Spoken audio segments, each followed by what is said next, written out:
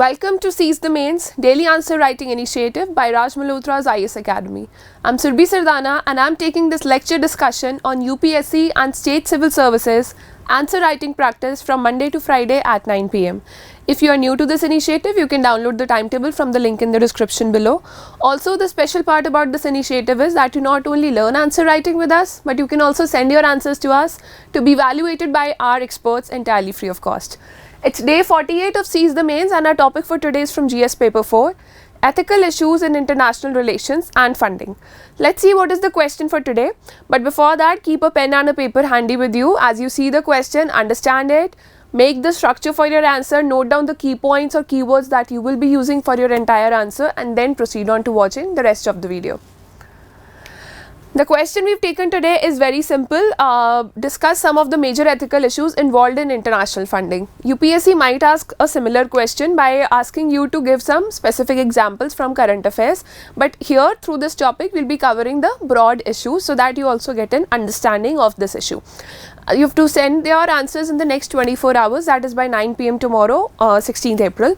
Also answer in 150 words for 10 marks only. So just keep in mind the word limit. As usual, we'll start by writing an introduction to this answer. So in our introduction, we'll talk broadly that why international funding is needed. Why international funding is needed is because we do not have equality in the world. Some countries are very rich while other countries or other areas are very poor. So to bring people out of poverty so that they do not get into terrorism or crimes or they live a basic dignified life, to help that happen, international funding is required in one or the other form. So it is widely argued that international funding helps in building the capacity and empowering local development actors in developing countries. So this is an inclusive and democratic approach to development. So this is how positive international funding is. This is the positive side of international funding.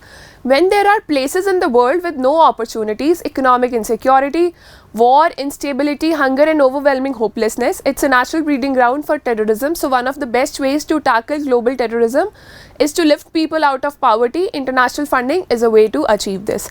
So in the introduction, we have paraphrased the keyword of the question, that was international funding. An introduction cannot have a negative note. An introduction needs to be forward looking. So here we have told that why do we have international funding in place? Why is one country helping the other, or international organizations like the United Nations are helping other parts of the world? So this is your broad introduction. After this, since it's a 150 words answer, you can use a linkage point that following are the issues which are associated or which have been recently seen with international funding, or you can directly start your answer. Since this is 150 words, make sure that you use a tree diagram, a flow chart, a schematic kind of a thing, and note down your points here. See, the motive, the main aim of such diagrams is that it helps the examiner know what you have written in the entire answer. So when the examiner goes from one page to other, there is a loss of concentration in between. When the examiner sees on the first page itself in a diagrammatic form that what all areas have you addressed, the interest of the examiner to read your answer develops more. So it increases the probability of giving you high marks in your answer. So the first issue is it suppresses the sovereignty of nation. For example, like some countries are very poor, some areas of the world are struck with war, famines, and they are very poor. And but for some countries, who are sovereign in nature but who are not developed enough, they need international funding. So for them, countries like Pakistan, Sri Lanka, which have been seeing these financial attacks by China, that China has been suppressing them because there is a lot of loan that Pakistan and Sri Lanka and countries like that have like pending with China. So such is the question that countries which have sovereignty and countries which are independent, can they remain independent if they are financially burdened? So it attacks the sovereignty of a nation when one country funds the other. What happens is that one country, when gives funding to the other, or one organization funds the other country, they have their own vested interest. Nothing comes free. There is no free lunch.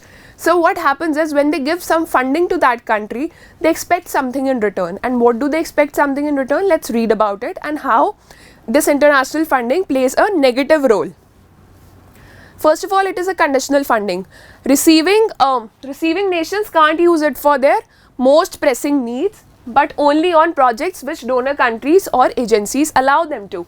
Moreover, when these projects are developed or when certain projects are funded, highly paid observers have to be hired, which make the overall cost very expensive. For example, when this Hambantota port was developed by China in Sri Lanka, or this China-Pakistan economic corridor, many projects are there and they have been on loan from China in these countries. So many highly paid observers have to be hired, and it is not in the best interest of the country who's getting the funding. In fact, it is serving the interest of some richer country.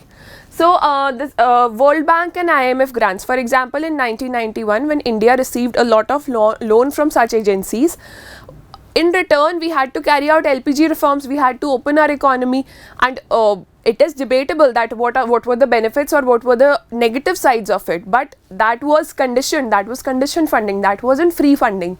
So World Bank and IMF grants come with large conditions like opening markets for the world, local societal diversities and local ownership are ignored by conditionality. For example, the IMF loans to India, it is the same example here. The IMF loans to India after the 1991 economic crisis came with severe conditions on macroeconomic policy. The second one is debt trap funding. We have been talking about the example of Sri Lanka and China, Sri Lanka, Pakistan and China here, that how these countries have been put into debt trap by China. So similar is the case with US also. Similar is the case with other big countries also, that they put smaller countries into a debt trap. So foreign funding to governments in the form of loans to infringe on national sovereignty has also come to light due to China's debt trap diplomacy. Funding to NGOs. If you have been a regular follower of Seize the Mains, we discussed this FCRA rules and FCRA restrictions on funding of NGOs, foreign funding of NGOs. So we discussed this topic in detail. This is a very pressing topic, that funding to NGOs which is coming from other countries, is it in the interest of the domestic policies? Is it in the interest of the local people to which the funding has been sent? Or is it serving some negative interest or some vested interest of the developed countries or some other modernized countries where the funding is coming from? So we've seen that in the case of coal mines being stopped, coal extraction or coal power plants being stopped by one of the NGOs. We saw protests in the case of Kudankulam nuclear power plant. We saw that there was some NGO which was funded by some foreign agency, and it was supposed to prevent or slow down the development of nuclear power of India. So it remains questionable. We need foreign funding. Many developing countries, most of the developing countries need that, but it comes with a huge cost. So there has been an increasing fear that by funding local NGOs, giving their ideas unwarranted prominence and underwriting their activities, foreign government donors seek to shift the target government's policies and serve their interests. The government policies of the country where funds are being sent, they are shifted and skewed in a way by which protests are being funded through these NGOs. So it has been alleged that foreign agents use NGOs to carry forward their objectives like creating social disturbances. Many riots have happened due to this, slowing down development works, etc. Again, this here we have taken the example of the Kudankulam nuclear power plant or Greenpeace. You can go back to our previous question of Seize the Mains about the funding of NGOs, and you can learn about this part in detail there. The next one is that it hampers national security. Foreign funding has been used for funding terrorist activities in the country through one way or the other. For example, funding terrorist organizations. Example, Pakistan's ISI has been actively supporting radical organizations to create social disharmony, radicalize local youth and hire them for terror activities. In the age of information technology, foreign funding to technology, software and hardware both companies creates a cyber security risk. Plus, funding is very easy also nowadays as compared to previous times. There are n number of ways that are available for funding, especially after this cryptocurrency has come into picture. So, for example, last year India had to ban several Chinese apps, and FDI through government route had to be made mandatory for investment from neighboring countries. And the fifth is the funding for clinical trials. It is an ethical discussion that clinical trials are very important for for approval of some medicine or a vaccine. And how do clinical trials work? They work on actual human beings. And why would somebody want to put their life at risk? You know, on a large scale, they need people on a large scale to carry out the research that they are doing.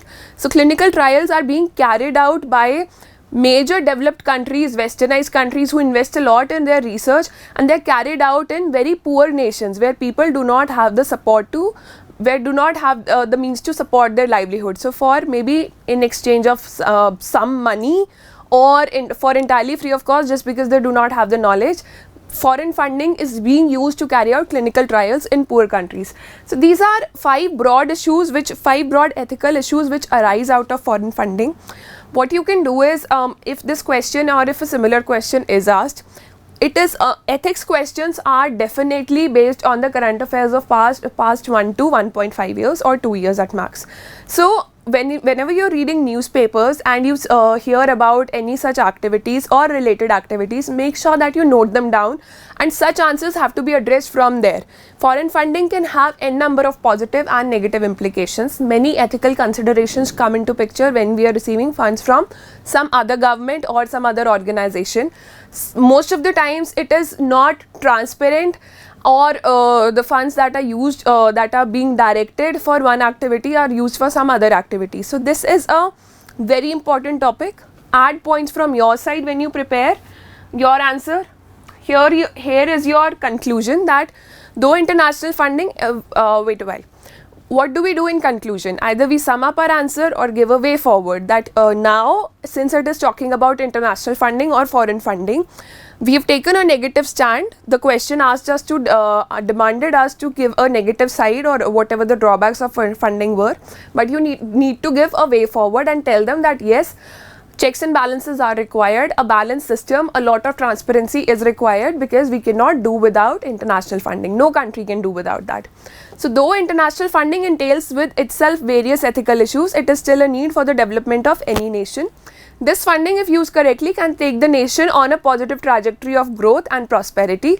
It is the need of the hour to ensure an international framework is devised by international organizations and governments to ensure an ethical approach is taken to give and receive funds internationally. India can use its position. India has got its non-permanent seat in the Security Council. So this year when you write mains, make sure that you mention this point, that India's position at Security Council can be used to bring up such issues to the picture or to the limelight, and solutions can be carried out. India should use its position, use its seat in the Security Council now very effectively. So you can give that as a way forward. And also this is the homework for you. If you can relate any of the sustainable development goals to this question, to transparent funding, or to worldwide coordination of all the nations, peaceful living, then make sure that you add it here. Send your answers in the next 24 hours to us. Make sure that you write your own answer, develop your own structure. Answer writing does not take a lot of time. If you are there copying and searching 10 different websites, then it will take a lot of time, but when you're writing ethics answers, everything is there, everything you have learnt in life, everything that you're studying already is enough. Make sure that you write your own answer in your own words and share them with us. Keep working hard. All the best to you, and see you with another discussion on Monday.